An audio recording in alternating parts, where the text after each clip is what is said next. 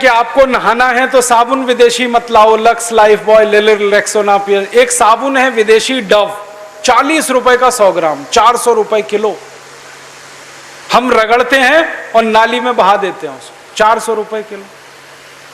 अब मैं कई लोगों से कहता हूं डव से क्यों नहाते हो, तो लोग कहते हैं ये दूध का बनाया हुआ साबुन है। अरे मूर्ख लोगों, दूध से ही नहा लो, दूध के साबुन से क्यों नहा रहे हो।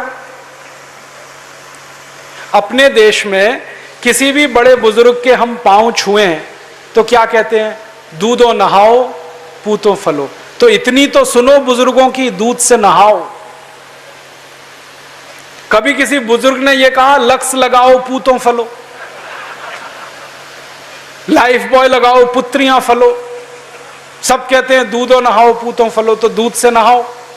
आपको मालूम है महाशिवरात्रि में शंकर भगवान को किससे नहलाते हैं, दूध से कि लक्स से। अब शंकर जी दूध से नहाते हैं तो भक्त लोग क्यों नहीं नहा सकते। आप नहाओ दूध से। दूध से नहाने का फायदा बहुत है। पहला कि दूध की बिक्री बढ़ेगी, पैसा किसानों को मिलेगा। दूसरा फायदा, दूध से नहाओ तो गंदगी निकल जाती है सारी। दूध जो है ना बेस्ट क्वालिटी क्लिनजिंग एजेंट है। जितने बड़े बड़े ब्यूटी पार्लर्स हैं ना, वहां सब जगह मिल्क क्लिनजिंग होता है और वो 500 रुपए में करते हैं। मैं फोकट में बता रहा हूं आप। और दूध से नहाने के लिए 2 चम्मच दूध ले लो, गर्म नहीं करना, कच्चा दूध, शरीर पे रगड़ लो, मालिश कर लो, पानी से नहा लो, सारा मैल और गंदगी निकल जाता है। चने के आटे से नहा लो, बेसन से, मुल्तानी मिट्टी से नहा लो, मुल्तानी मिट्टी से बाल भी धो लो। होती है। अभी एक सच्ची घटना मेरे साथ घटित हुई। मैं एक दिन कानपुर गया था भारत स्वाभिमान की सभा के लिए। तो कानपुर के रेलवे स्टेशन पे उतरा। उतरने के बाद शहर में बाहर आने के लिए नीचे पुल पर से उतर के आया तो एक छोटी सी चाय की दुकान थी। उस पर एक बेटी और एक माँ और एक छोटा सा बेटा आपस में बात कर रहे थे।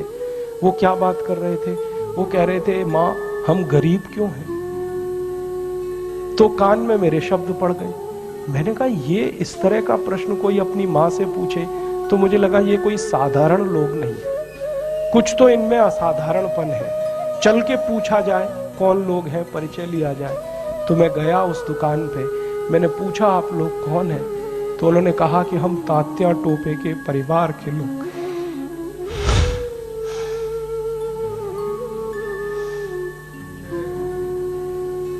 हमारे देश में तात्या टोपे के परिवार के लोगों को चाय बेचनी पड़ी और गद्दारों को सिंहासन मिले, ऐसा ये देश हो गया। जिन लोगों ने तात्या टोपे को मरवाया था वो इस देश में मुख्यमंत्री रह चुके हैं, आपको मालूम है। और एक एक राज्य के नहीं, 2-2 राज्य के मुख्यमंत्री रह चुके हैं। तात्या टोपे का गुप्त पता जिन गद्दारों ने अंग्रेजों को बताया था, उस खानदान के कई लोग इस देश में मंत्री रह चुके हैं। झांसी की रानी लक्ष्मीबाई को जिन्होंने मरवाया था वो इस देश में मंत्री रह चुके हैं। और तात्या टोपे जिन्होंने जवानी लगा दी देश के लिए, उनके परिवार के लोग चाय बेच रहे हैं। ये देश है और ये अब बर्दाश्त नहीं होता और ये बर्दाश्त होना भी नहीं चाहिए किसी को। क्यों बर्दाश्त होना चाहिए? ऐसा देश तो हमने कल्पना कभी की नहीं थी। तात्या टोपे ने कभी कल्पना नहीं की थी कि ऐसा देश बनेगा। झांसी की रानी की कभी कल्पना नहीं थी, चंद्रशेखर की कल्पना नहीं थी। चंद्रशेखर जैसे क्रांतिवीर ने इस देश की क्या कल्पना की होगी। एक कहानी सुनाता हूं कि वो घर से भाग गए थे 13 साल की उम्र में। माता पिता बहुत गरीब थे, खाने को घर में नहीं था, घर छोड़कर भाग गए, बनारस आ गए, क्रांतिकारियों के संगठन में शामिल हो गए। और उसी संगठन ने थोड़े दिन के बाद काकोरी कांड किया था और खजाना लूटा था। तो धन आ गया, थोड़ा सा पैसा आ गया। तो चंद्रशेखर को उनकी माँ और पिता का संदेश आया कि जो पैसा तुम्हारे पास आया है इसमें से कुछ हमें भी दे दो, हमारी गरीबी में काम आएगा। तो चंद्रशेखर अपने माता पिता के पास गए थे और एक ही उत्तर दिया था कि मेरी रिवॉल्वर में 2 गोलियां हैं, पैसे तो दे नहीं सकता, ये दोनों गोलियां दे सकता हूं। ऐसा देश चंद्रशेखर का, ऐसा देश तात्या टोपे का अब लुट रहा है, तो फिर क्या करना चाहिए?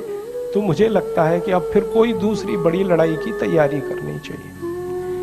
एक लड़ाई उन्होंने लड़ी, तात्या टोपे ने, झांसी की रानी ने, चंद्रशेखर ने, अब दूसरी लड़ाई हमें लड़नी पड़ेगी।